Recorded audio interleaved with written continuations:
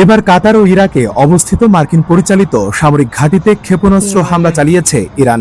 ইরাকের গণমাধ্যম জানিয়েছে, ইরাকে অবস্থিত মার্কিন আসাদ ঘাঁটিতে 6টি ক্ষেপণাস্ত্র নিক্ষেপ করা হয়েছে।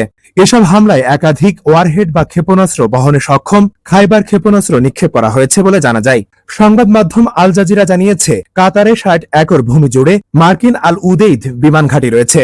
রাজধানী দোহার দক্ষিণ পশ্চিমে এটি অবস্থিত। এটি মার্কিন কেন্দ্রীয় কমান্ডের ফরওয়ার্ড সদর দপ্তর।